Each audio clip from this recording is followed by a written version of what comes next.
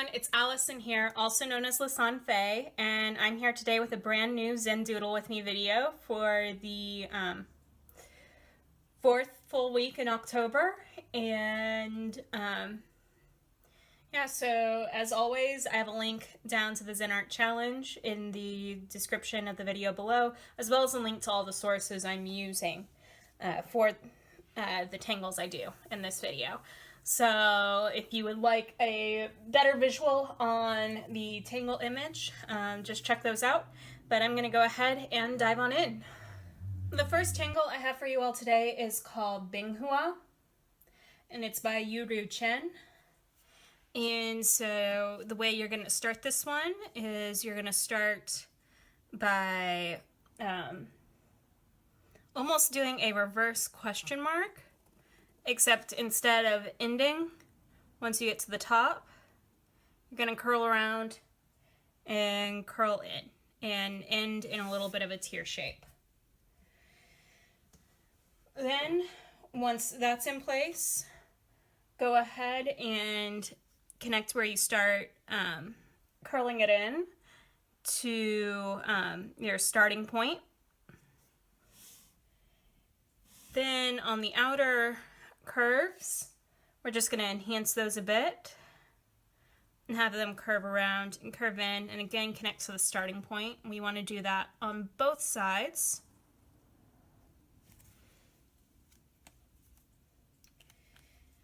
Then to add some shading, what we're going to do is we're going to add some lines within these final parts that we added.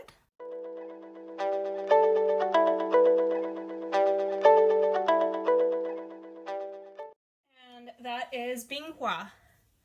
I like how this one's nice and quick, and fairly straightforward. Really, the longest part of it is doing all the shading. And, you know, it adds to our garden theme because it's like a little flower. Anyways, I'm going to leave this one here and move on to the next tangle. The second tangle I have for you all today is called Blossom, and it's by Rudolph B. Volgemuth. And the directions say to do the outline first. However, what I'm going to suggest is the first thing you do, sorry, I had a little bit of schmutz on my paper that I just wanted to scratch off. The first thing I recommend you do is make 5 small circles right next to each other, forming a circle, and then around them draw a bit of an aura that comes out and around. Now the directions that are pictured off on the right actually show you drawing the aura first, but I think this is an easier way to make sure that everything will fit within the aura. So once that's done, then between the indents on the aura, we're just going to draw some nice large petals that come up and around.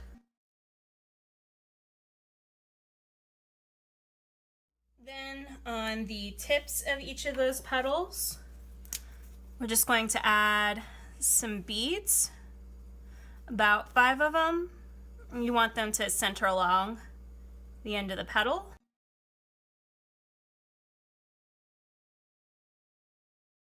And then to add some final details, we're just going to have 3 little sprouts in the middle here.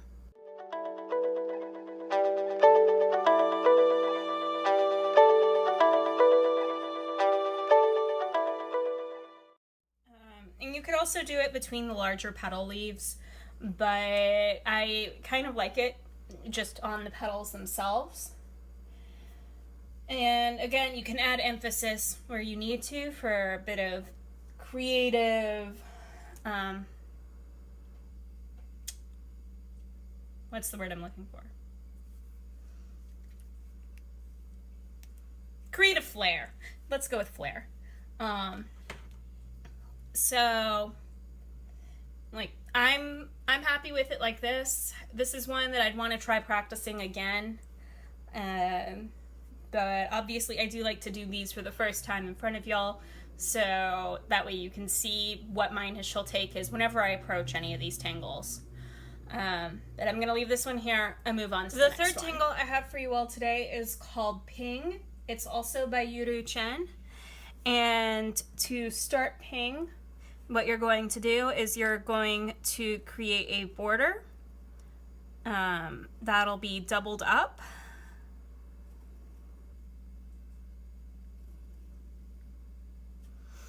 And then inside of this border, we're just going to make some half circles that connect themselves to the wall. And you kind of want to alternate which wall they go on as you're flowing down.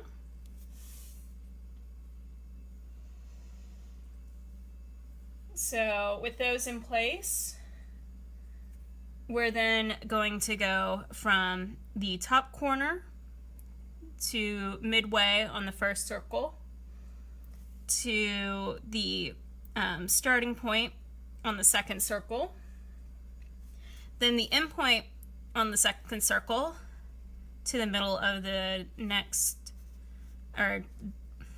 circle down, and then repeat that echo off. And we want to kind of double this up and repeat it going the opposite way.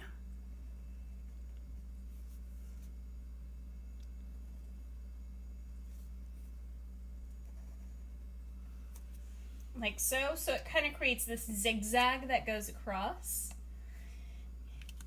And then we can choose to color and fill in this tangle however we want.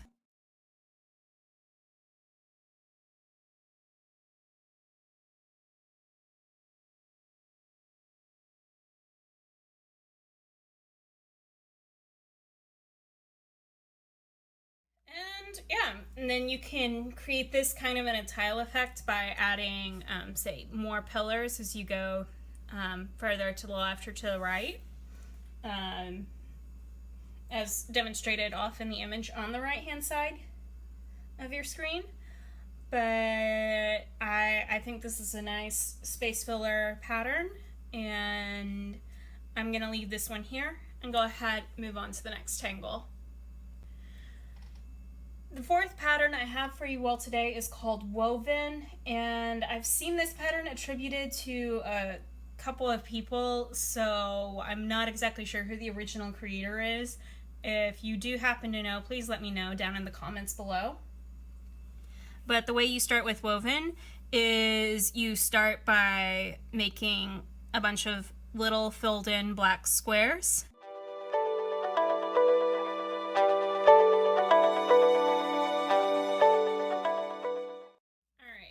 And you do want these squares to be in a grid pattern.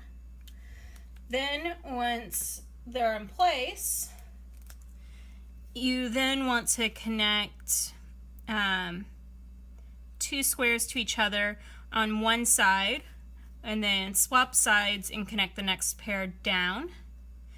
And then as you move across, you want to connect the squares on the side that's closest to the previous one or the furthest one away, depending upon whether in the column prior if it was close or far.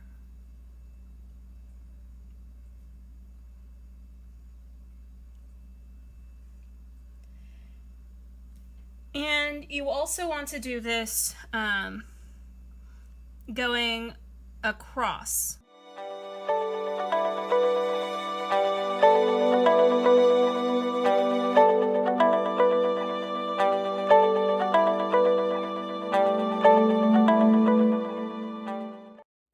You can see how it manifests and looks woven because you have these strips that weave in and out of each other as you go across, and that alternation in where the inner pair is versus the outer pair is what helps aid in creating that look. So yeah, I really like this one. This one I have done before, but again, I enjoy using it, and I hope you do too. But I'm going to leave it here and move on to the next tangle. The fifth tangle I have for you all today is called Kilroy, and it's by Moon Attic. And this is one of those where it's probably suggested you start with a pencil line. However, I'm going to skip that because I don't actually like using pencil whenever I do tangles. And so the way that Kilroy works is you're going to create a U wave that goes across, and then about partway into the wave you're going to hook in and come out and then hook into the other side.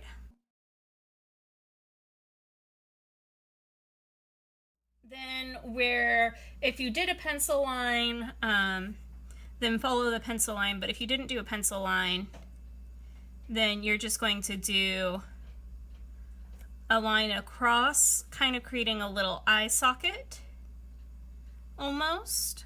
I don't know, for me these kind of look like faces, because then you can add little dots in for the eyes.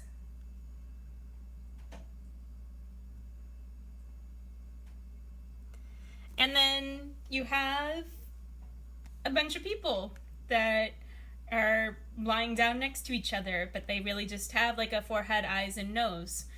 I don't know if that was the intention with this one. Maybe it was. Again, you don't have to include that line. I think the line helps create a more defined space. Like you could just erase your pencil marks altogether. But I'm going to go ahead, leave this tangle here, and move on to the next one. The sixth tangle I have for you all today is called PomPoo, and it is by Yuru Chen. And the way you're going to start with this one is you're kind of going to make like this little Hershey Kiss shaped object. And the way it's suggested that you do that is you start at the tip, and almost like you're coming down to do a heart, but rather than swelling back in, you kind of go across, and the directions kind of indicate that you could just continue this up, on, around, and back up, or you could do what I did and separate and kind of mirror what you did on the previous side, going the other way. Then off the top, we're just going to have a little bud that comes out, then leaves back in, forming a little teardrop shape. And we're also going to add in, randomly, wherever you want, this elongated S shape. Then with all of those in place, you're just going to add in some stripes into that smaller part that's below the S shape. And then we're also going to add in some lines above the S shape that follow its curve.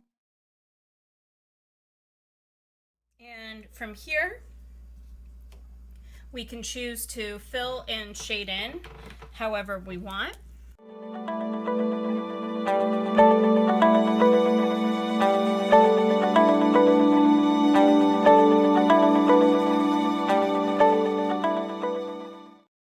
Like so.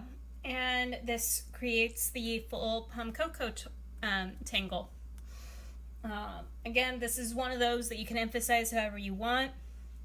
Add any little emphases that you want. You know, just dress it up. But for now, I'm going to leave this one here and move on to the final tangle. The final tangle I have for you all today is called Flux, and this is Rick's version of Flux. And so the way you're gonna get started with this one is we're gonna start by making like this giant curved teardrop shape.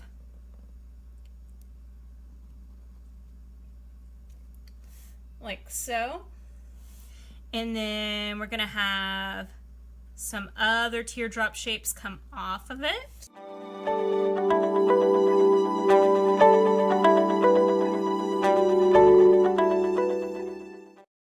And then inside of each of these teardrop shapes, we're just going to add a little dividing line that ends in some dots. And then in the blank space that's between all of these teardrops, we're just going to fill that in with some circles.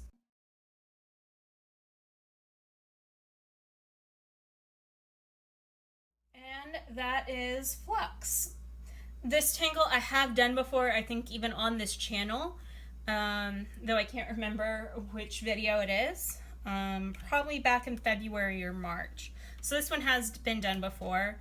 But, you know, it's still an interesting tangle to work with.